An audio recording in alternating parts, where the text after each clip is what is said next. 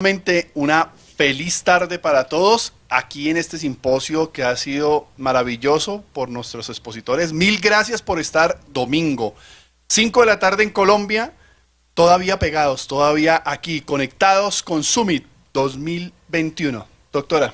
Sí, de verdad que muchísimas gracias a todos.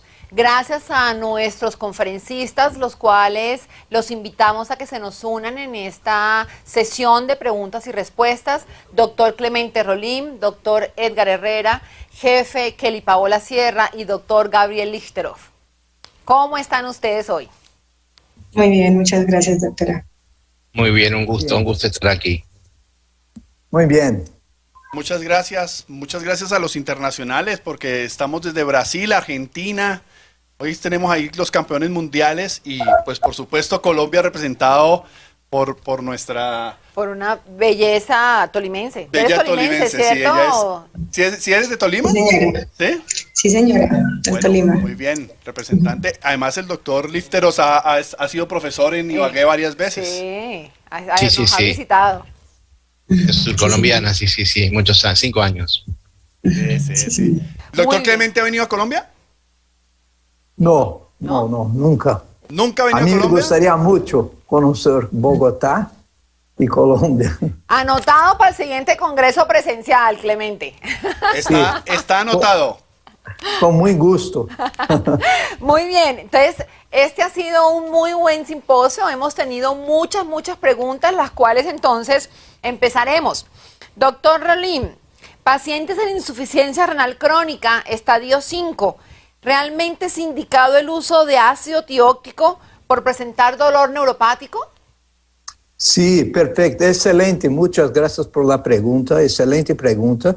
De fato, ácido tióxico ou alfa-lipoico está indicado, pero é off-label em grado 5 ou de insuficiência renal crônica dialítica, é off-label, pero se puede usar,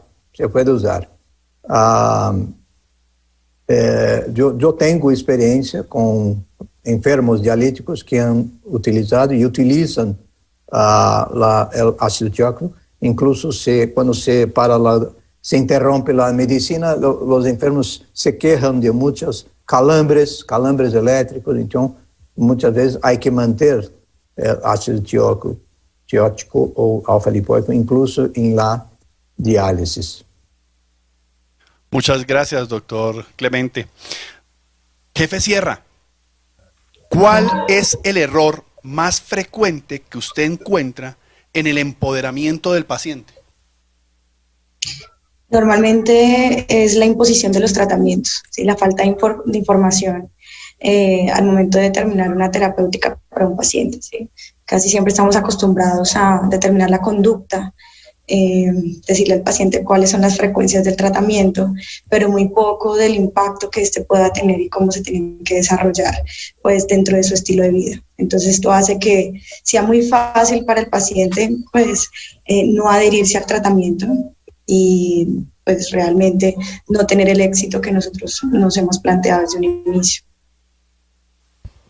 Muy bien. Doctor Lichteroff, ayer el profesor Costa Gil recalcaba la importancia de la educación y varios más lo han hecho.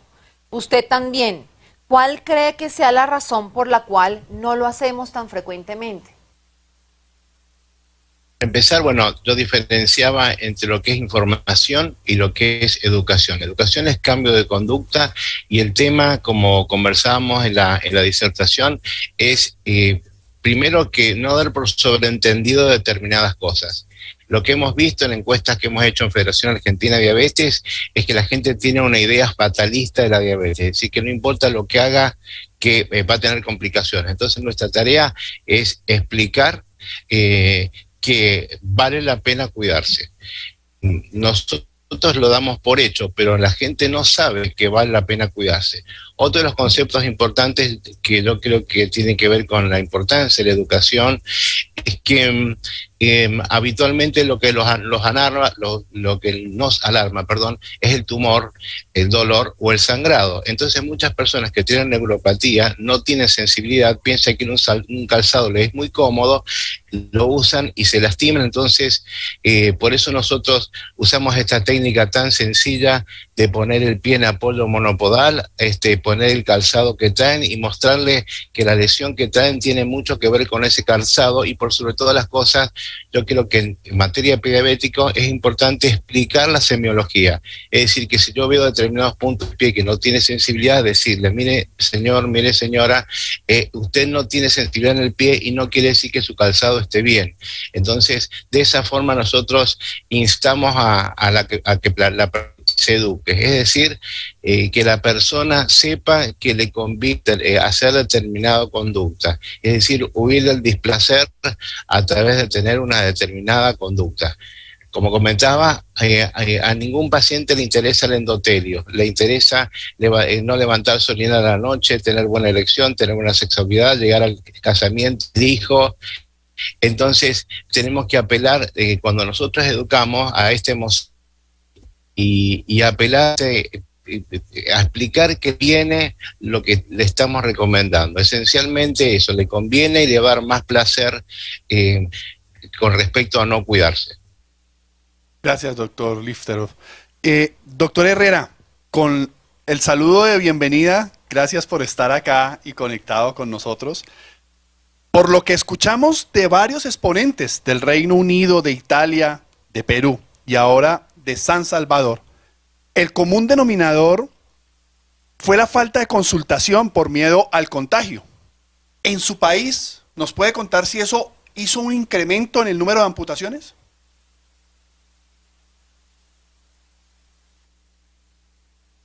Audio.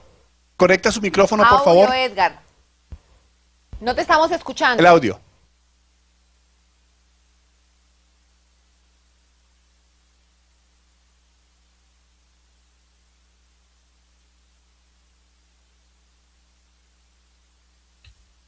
Listo, doctor. Ahí sí. ¿Ya? Ya, ahí. Ahí, Sí. perfecto. Sí, sí, ya. Sí, esa es una cosa ya, es una cosa ya ampliamente conocida porque el retardo siempre en la consulta nos ha llevado a que hayan amputaciones. Yo creo que la educación es muy importante en el paciente, pero creo que antes debe hacérsele un estudio psicológico al detectar la diabetes para ver en qué grado de conciencia tiene el paciente, si está orientado en todas las esferas para poder aceptar la enfermedad, conocerla, tratarla, convivir con ella. Porque por esa razón es que muchos pacientes no consultan, porque no saben, muchas veces los médicos no se toman el tiempo de explicarles las consecuencias de los problemas que le puede llevar el retardo en la consulta y el tratamiento. Yo creo que también cuando un paciente tiene una enfermedad endocrina, pues hay un axioma que dice que hay que buscarle otra. Y una de las cosas que yo oigo poco hablar, pues yo soy cirujano, es en los exámenes de tiroides. Recordemos que la tiroides es el órgano que regula el metabolismo y también pues los valores de glicemia. La cuestión es que el cambio climático, la globalización, la alteración de los ecosistemas por el hombre ha hecho con que las especies de animales se transmitan las enfermedades a los seres humanos. Y también la migración de personas ha contribuido a agravar el problema. Me estoy pasando un poquito, pero en la isla de las epidemias, en el mar Báltico, en el Instituto de Virología más antiguo del mundo, que fue fundado en 1915 por Frederick Loeffler, que es discípulo del doctor Koch. Están haciendo algunas investigaciones sobre este virus y creo que harán otras sobre otros virus si no cambia o no modificamos el cambio climático. Yo creo que las vacunas van a ser parte del cambio dentro de la medicina en un futuro. Gracias. A usted, doctor, muy amable, muchas gracias. Doctor Clemente, tenemos una pregunta desde Brasil. Una colega suya, la doctora Ermelinda Pedrosa, no sé si la conoce, pregunta: la hemoglobina está en 8% o más. El dolor es EVA 72 milímetros. ¿Esperar al control y después iniciar terapéutica o hacer las dos intervenciones simultáneas?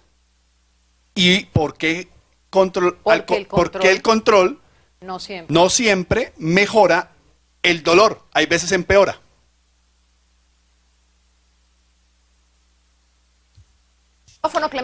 Su micrófono, doctor Clemente. Su micrófono está cerrado. Agora, Ahora. perfeitamente, excelente pergunta de doutora Ermelinda, porque em la prática é muito frequente encontrarmos com enfermos nestas condições. Estão descompensados, estão em la montanha russa, estão com glicada acima de 8, muita hiperglucemia pós-prandial e hipoglucemia por la madrugada. Então, há que estabilizar o controle glucêmico e tentar diminuir a glucada muito devagar. Não se pode diminuir a glicada mais do que 1% ao mês, porque há risco de la polineuropatia, del rápido controle glicêmico ou induzida pelo tratamento. Então, há que começar a controlar melhor as glucemias pós-prandiales e se pode começar simultaneamente o tratamento com farmacoterápico do dolor, especialmente neste caso, dolor acima de 7 por la EVA, escala visual e analógica, é dolor severo. Então, há que começar o tratamento imediatamente, porque o enfermo não se aguenta de dolor. Então, se pode começar incluso o tratamento para resgate, porque todas as medicinas para dolor de primeira e segunda linha produzem um efeito terapêutico no dolor em 2 a 4 semanas. Então, em las primeiras 2 semanas, se pode utilizar terapia de resgate, com, por exemplo, tramadol, clorhidrato de tramadol, porque as outras medicinas começarão a ter um efeito depois de 2 a 4 semanas. Então, a resposta é sim, se pode começar simultaneamente a medicina e o controle glucêmico metabólico do enfermo. Bien. Jefe Kelly, dentro del equipo multidisciplinario, entonces, deberíamos vincular a psicología. Sí, doctora. Definitivamente es una de las más grandes falencias que tenemos ahora. Yo puedo decir que dentro de la epidemiología de los pacientes que son atendidos en la IPS que lidero, un 80% aproximadamente de los pacientes con pie diabético tienen grandes afectaciones en su aspecto emocional, incluso en su estabilidad familiar asociado a alteraciones psicológicas. La gran mayoría desarrollan patologías como depresión, que los han llevado incluso algunos de ellos a intentos de suicidio que no han sido bien abordados en una primera instancia. Entonces, incluso cabe resaltar que dentro de las, dentro de las novedades que hemos intentado presentar las nuevas instituciones que nos dedicamos exclusivamente a este tipo de pacientes, pues siempre hemos tratado de generar este modelo multidisciplinario donde se incluya la psicología como parte del abordaje de este paciente. Desafortunadamente, a veces por el sistema de salud en el que nosotros nos encontramos inmersos, pues se sigue sectorizando el paciente y dividiendo, y pues hasta no tener una certeza de una enfermedad psicológica o de una alteración propiamente de su estado mental, pues el paciente nunca va a pasar por las manos de este profesional. Entonces, digamos que es como el principal limitante.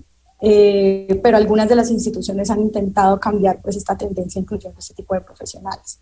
Y pues por supuesto nos van a ayudar a nosotros teniendo en cuenta los modelos que se han presentado, como el que habló el doctor Literov, como el que incluso yo les presenté, donde se intenta generar este cambio de comportamientos en el paciente con educación y con información.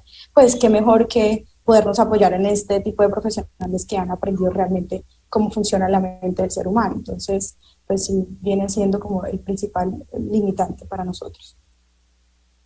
Gracias, jefe Kelly. Un comentario de acuerdo a la ponencia que hizo el doctor Lifterov, lo hace Leila Bautista Plazas. Dice, doctor, felicitaciones. De acuerdo con usted, Gracias. se debe saber educar con una comunicación asertiva, no solo transmitir información. Debemos asegurarnos que el paciente y su familia comprendan lo que se les está diciendo. ¿Qué nos puede decir, doctor?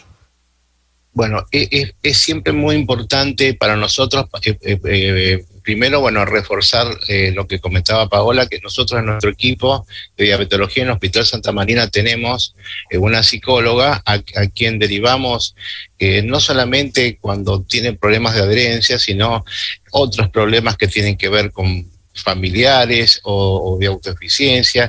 Yo creo que en esto es muy importante, primero, la presencia de que haya los grupos de autoayuda realmente son sumamente valiosos porque se replica la información entre pares, es sumamente importante, e involucrar a la familia porque hemos visto enormes ejemplos en donde personas le dicen a su familiar que no se ponga la insulina porque le va a generar complicaciones, o tienen concepciones religiosas que dicen que se van a salvar por la fe y que no se ponga la insulina. Nos tocan ver las cosas más diversas, entonces es muy importante tener nosotros la empatía. No siempre se puede ser simpático, pero sí empático, es decir, que la persona sepa que nosotros estamos involucrados en que le vaya bien.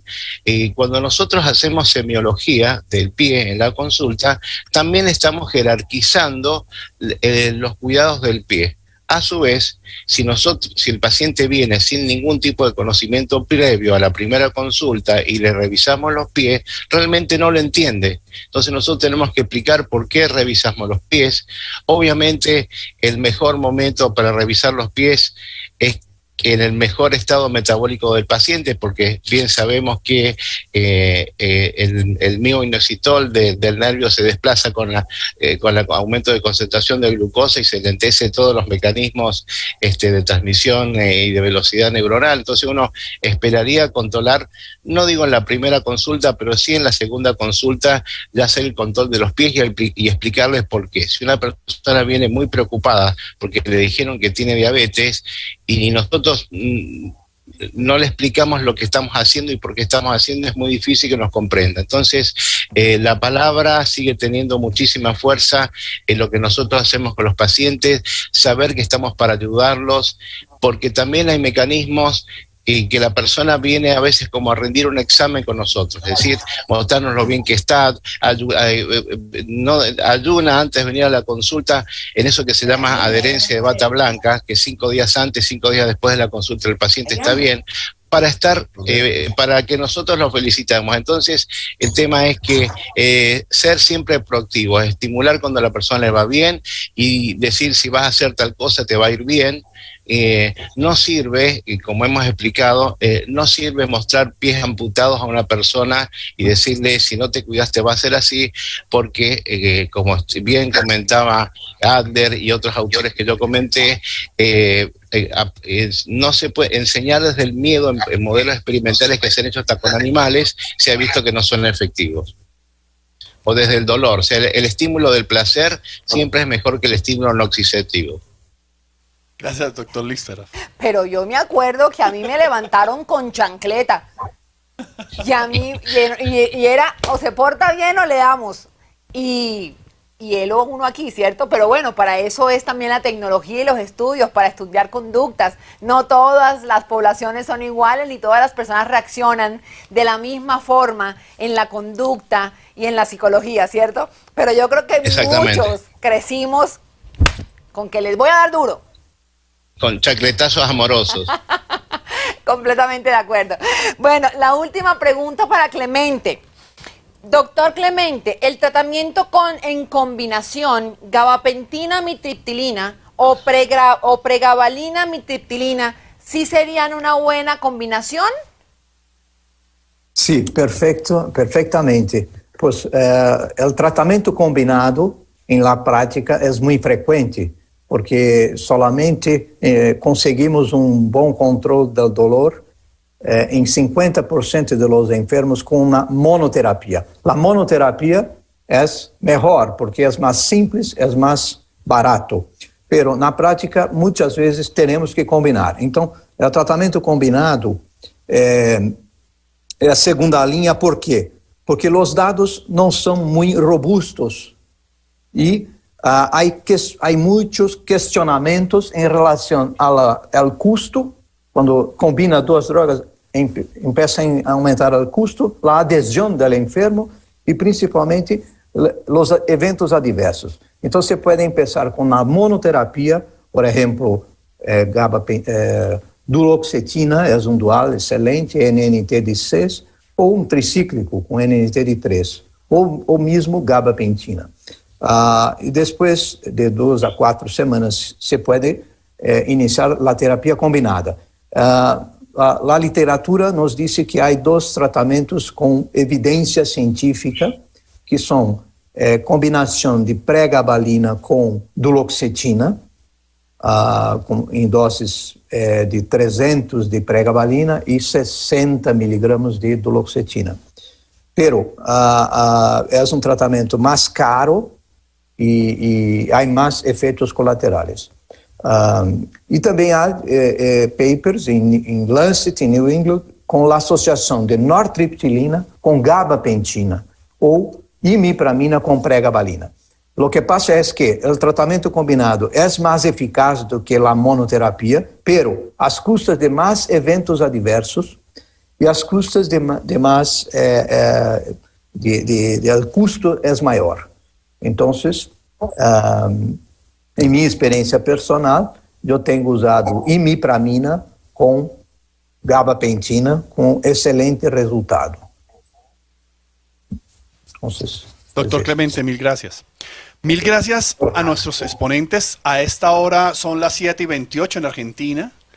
Mil gracias, doctor Lister, por estar a estas horas un domingo con nosotros. También, creo. Brasil creo que tiene la misma hora con el doctor Clemente.